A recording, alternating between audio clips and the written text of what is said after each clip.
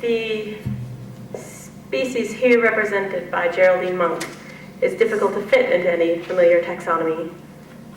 Based on her morphology and public habits, we can say that she is a northerner from a mill town, Blackburn in Lancashire, the north of England, that she has been known to lurk in a shed in a back garden in Sheffield. That really is where she writes. That, like some other species that live in the area, Monk can be noisy in groups. But she's gaudier and much sharper than the other northerners, than almost anybody for that matter.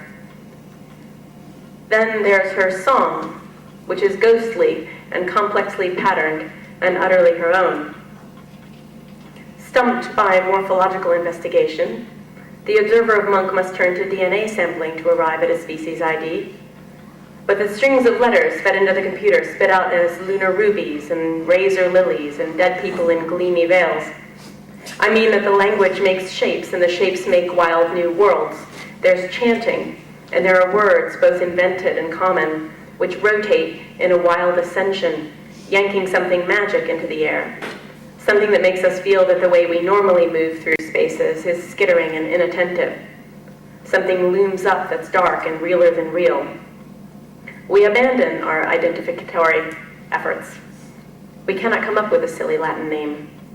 We acknowledge our continued wonder at the gorgeous wordplay, at the way the poems rise out of historical research and a passionate inhabiting of local space.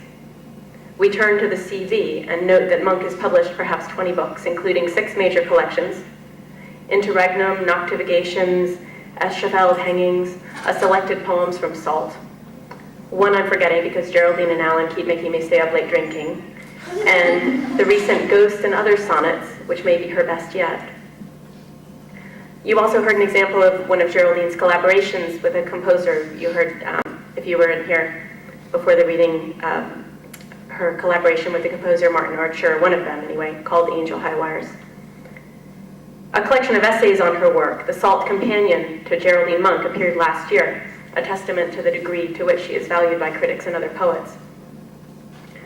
We throw up our hands and quote Monk, "I want the physicality of words to hook around the lurking ghosts and drag them from their petrified corners."